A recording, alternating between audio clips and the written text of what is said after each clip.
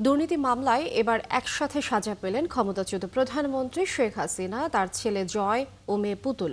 পূর্বাঞ্চলে প্লট জালিয়াতির ৩ মামলায় বৃহস্পতিবার শেখ হাসিনাকে ২১ বছর আর একটি করে মামলায় জয় ও পুতুলকে ৫ বছরের দণ্ড দিয়েছেন ঢাকার নিম্ন আদালত। দুদকের আইনজীবী বলছেন, প্রত্যাশিত রায় তারা পাননি। পলাতক থাকায় শেখ হাসিনা, জয়, পুতুলের কোনো আইনজীবী ছিলেন না। মাইনুল মারুফের প্রতিবেদন। সকালে ঢাকার বিশেষ জজ আদালত ৫-এ শুরু হয় পূর্বাচল প্লট দুর্নীতির ৩ মামলার রায় ঘোষণা। আদালত থেকে একে একে প্রতিটি মামলার অভিযোগ, আসামিদের ভূমিকা এবং সাজার ধারা পড়ে শোনান বিচারক। আদালত বলেন, ক্ষমতার অপব্যবহার করে আবেদন, বরাদ্দপত্র থেকে শুরু করে সব ক্ষেত্রে নিয়মভঙ্গের ধারাবাহিকতা আদালতে প্রমাণিত হয়েছে। উল্লেখ করেন, তদন্ত নথিতে পাওয়া জাল কাগজ, মিথ্যা হলফনামা ও বেআইনি অনুমোদনের রেকর্ডের গুরুত্বপূর্ণ প্রমাণ ছিল এই মামলায়। রায় অনুযায়ী ৩ মামলাতেই সাবেক প্রধানমন্ত্রী শেখ হাসিনাকে ৭ বছরের সশ্রম কারাদণ্ড দেয়া হয়েছে।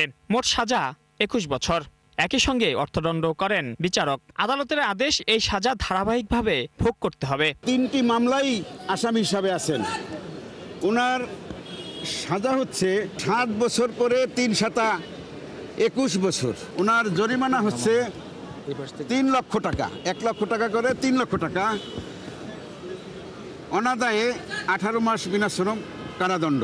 শেখ হাসিনার পাশাপাশি তার পুত্র সজীব ওয়াজেদ জয় ও কন্যা সাইমা ওয়াজেদ পুতুলকে আলাদা ২ মামলায় ৫ বছর করে সশ্রম কারাদণ্ড ও ১ লাখ টাকা জরিমানা করা হয়েছে। দুর্নীতির মাধ্যমে ওনারা এটা গ্রহণ করার চেষ্টা করেছেন, সেটাকে উনি অত্যন্ত আশ্চর্য হয়েছেন এবং এটাকে ডিসকারেজ করেছেন। এছাড়া সাবেক গণপূর্ত প্রতিমন্ত্রী শরীফ আহমেদ সহ রাজুক ও সংশ্লিষ্ট মন্ত্রণালয়ের সাবেক কর্মকর্তাদের বিভিন্ন মেয়াদে কারাদণ্ড দেন আদালত। আর গ্রেপ্তার থাকা সাবেক সদস্য খুরশিদ আলমকে দেয়া হয়েছে ১ বছর করে ৩ মামলায় সশ্রম কারাদণ্ড। খালাস পেয়েছেন রাজুকের প্রশাসনিক কর্মকর্তা সাইফুল ইসলাম। ৩ মামলায় মোট ২২ আসামির মধ্যে ২১ জন সাজা পেলেন। ২১ জন আসামির বিভিন্ন মেয়াদে সাজা হয়েছে।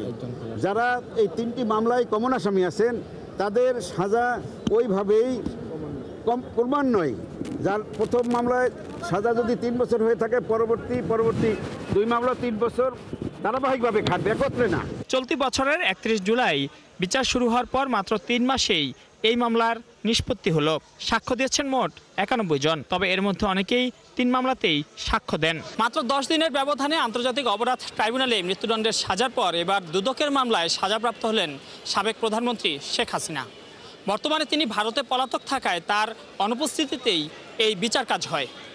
আদালত বলছেন, ভবিষ্যতের যে কোনো রাষ্ট্রপ্রধানের জন্য এই রায় একটি সতর্কবার্তা। মাইনুল মারুফ, ৭১, ঢাকা।